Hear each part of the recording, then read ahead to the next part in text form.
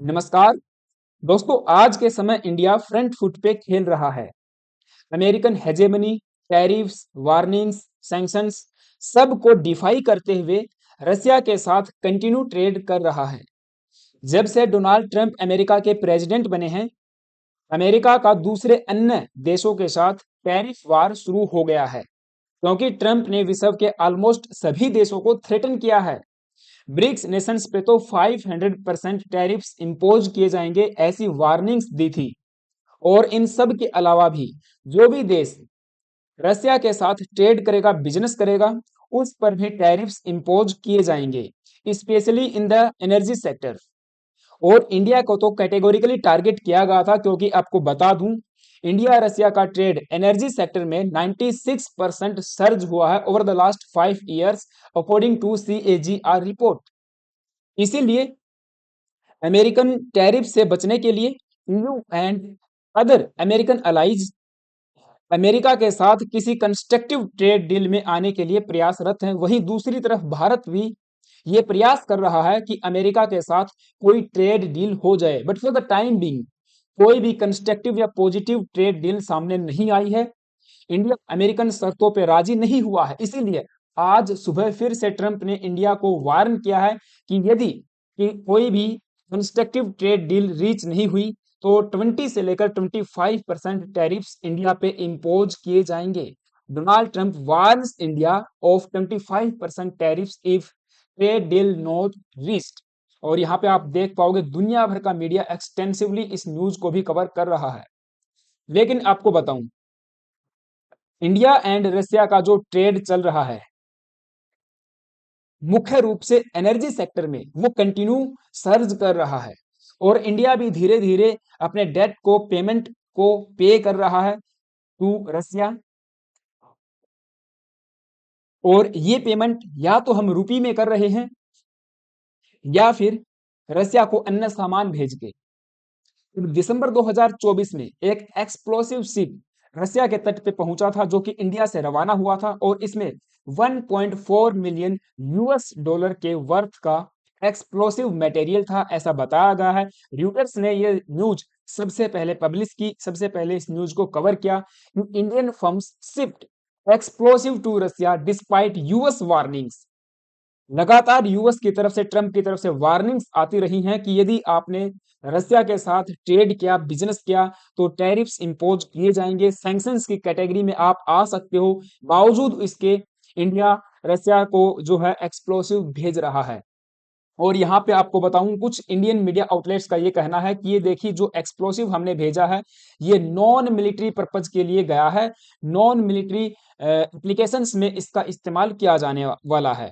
Indian firms says it shift non military explosive to Russia, but American and western media outlets ये कह रहे हैं कि ये एक्सप्लोसिव मटेरियल मिलिट्री पर्पज के लिए इस्तेमाल होने वाला है। मिलिट्री मिलिट्री को जो है डायरेक्ट भेजा गया है। आप देख पाओगे यूक्रेनियन मीडिया भी इस न्यूज को कवर कर रहा है। Indian company sent explosive to Russia despite US warnings, Reuters report. और आपको बताऊं, ये जो एक्सप्लोसिव हमने भेजा है ये उस पेमेंट को करने के लिए भेजा गया है जिसके बदले में हमने रसिया से एनर्जी सप्लाई की है, या कहें कि जो क्रूड ऑयल हमने रसिया से इंपोर्ट किया है उसकी पेमेंट को हमने किया है। ऐसी रिपोर्ट वेस्टर्न मीडिया कर रहा है। आप कहोगे कि हमने भेजा क्या है, तो देखिए एक मटेरियल है जिसका नाम HMX है, जो कि एक एक्सप्लोसिव प्रोड्यूसर है that has ties to the Russian military, Ukrainian security service officials का ऐसा कहना है। And according to the Pentagon's defence technical information centre and related defence research programme, इस HMX को ऑक्टोजन के नाम से भी जाना जाता है और कॉमनली यूज किया जाता है in missiles and torpedoes, warheads, rocket engines, explosive shells and plastic explosives for the advanced military systems. ऐसी reports American media, American Pentagon कर रहा है। And despite all the warnings and threat, India continues trade with Russia.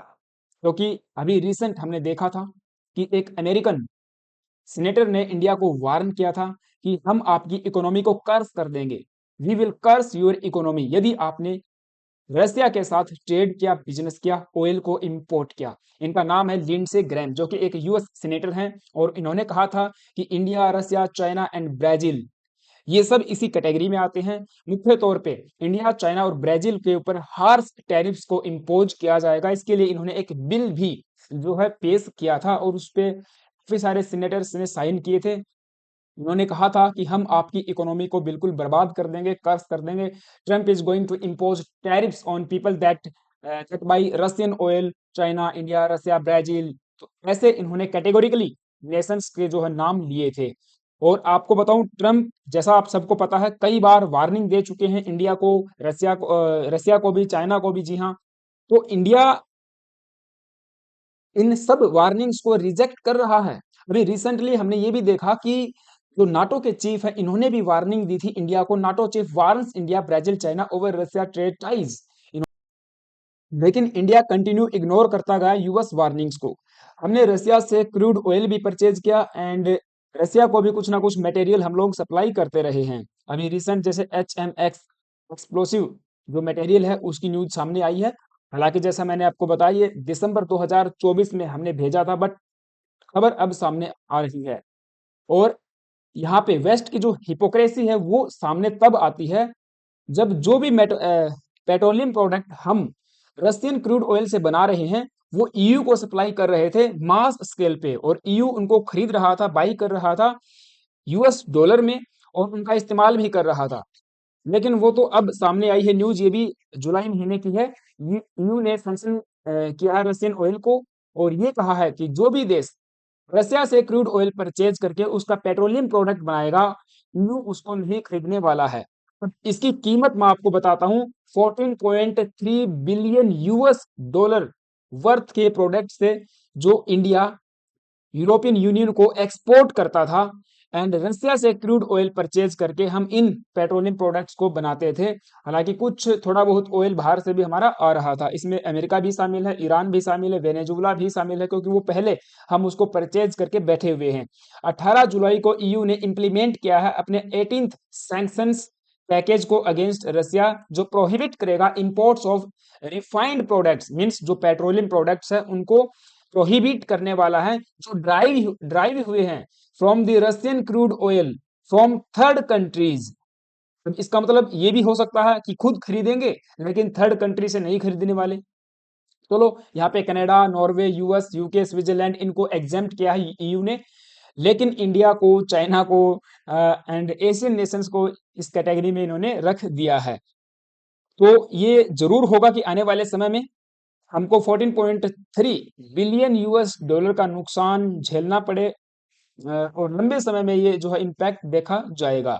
But US लगातार India को threaten कर रहा है कि यदि आपने बाई किया रशियन ऑयल को, हम फिर भी आपके ऊपर सैंक्शन लगाएंगे, ये करेंगे, वो करेंगे। तो हम क्या करें, हम मर जाएं, हम स्विच ऑफ कर ले अपनी इकोनॉमी को। High commissioner to the UK, जो इंडियन हाई कमिश्नर है यूके में, उन्होंने स्कूल किया है वेस्टर्न जर्नलिस्ट को ऑन रशियन ऑयल परचेज। इनका नाम है दुराई स्वामी। इन्होंने कहा यूरोप को कि देखिए, at the same time European union भी इंडियन प्रोडक्ट्स को खरीद रहा है, इंडियन पेट्रोलियम प्रोडक्ट्स को। और इंडिया आज के समय पूरे विश्व में एनर्जी कंज्यूमर, विश्व का सबसे बड़ा एनर्जी कंज्यूमर है। और हमारी जो 80% नीड्स हैं, जो डिमांड्स हैं, हम लोग इंपोर्ट पे ही डिपेंडेंट हैं, वो खरीदते हैं हम लोग बाहर से। तो इस पूरे सिनेरियो को देखते हुए हम क्या करें, हम स्विच ऑफ कर ले क्या इकोनॉमी को। Indian high commissioner to UK Vikram Doraiswamy schooled the western journalist over criticizing India's oil imports from Russia and said that New Delhi is the third largest consumer of energy in the world, and okay चलो third largest है, imports over 80% of its products। तो हम लोग import कर रहे हैं, India में इतने रिफाइनरीज तो हैं, लेकिन उतना प्रोड्यूस हम नहीं कर पा रहे हैं कि हमारी नीड्स को हम पूरा कर पाए। उसके लिए हमें डिपेंडेंट अभी के लिए रहना पड़ रहा है। तो India is the world third largest energy consumer. We import 80% of energy. यहाँ पे सेम बातें जो मैंने अभी कहा वही लिखी हुई है, आप देख लेना। इस तरह से आपको ये भी समझना आवश्यक होगा कि पिछले 5 सालों में हमने रसिया से 96% सर्ज हुआ है एनर्जी सेक्टर में, जो हम ऑयल प्रोडक्ट्स खरीद रहे थे। और मैं आपको बताता हूँ आने वाले समय में इसमें और इंक्रीमेंट देखने को मिलेगा, क्योंकि यूएस के जितने भी वार्निंग्स आएंगी, जितने भी सैंक्शंस की वार्निंग्स आएंगी, इंडिया उतना ही ट्रेड जो है रसिया के साथ करता जाएगा। रसिया भी कहीं ना कहीं डिस्काउंट इंडिया को देता रहेगा। अब जैसे आपने देखा पीछे भी 25% से लेकर 35% डिस्काउंटेड प्राइस पे हमने ऑयल को परचेज किया है।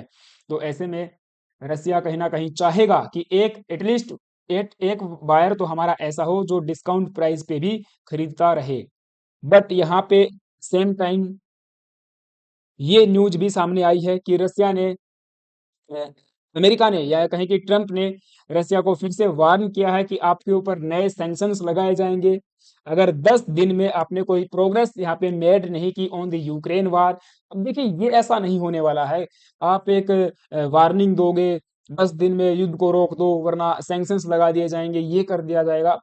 पहले तो जब आप प्रेसिडेंट बने आपने कहा था कि विद इन 24 आवर्स ये रसिया यूक्रेन वार को रुकवा देंगे। अभी तो हमारे पीएम मोदी जी ने भी संसद भवन में खड़े होकर, जैसा कि राहुल गांधी जी ने डिमांड की थी कि संसद भवन में खड़े होकर पार्लियामेंट के पटल पे ये कहा जाए कि किसी भी थर्ड पार्टी का इन्वॉल्वमेंट नहीं है। पीएम मोदी जी ने कैटेगोरिकली कहा कि किसी भी विश्व के नेता ने हमको युद्ध रोकने के लिए नहीं कहा। ठीक है, तो उसके ऊपर मैं अलग से सेशन जो है लेके आऊंगा। बट फिलहाल के लिए आप ये समझिए कि अमेरिकन सैंक्शंस वार्निंग्स इन सब की बदौलत, इन सब के बावजूद भी इंडिया रसिया के साथ ट्रेड कर रहा है। हमारे रिलेशंस काफी इंप्रूव होते जा रहे हैं। और इसी साल हो सकता है कि व्लादिमीर पुतिन भी इंडिया में आए, इंडिया की ऑफिशियल विजिट पे आए। और ये development western world and America को कहीं ना कहीं रास नहीं आने वाली है। तो इसके ऊपर और जो भी डेवलपमेंट आएगी मैं अलग से सेशन लेके आऊंगा। Thank you guys, have a nice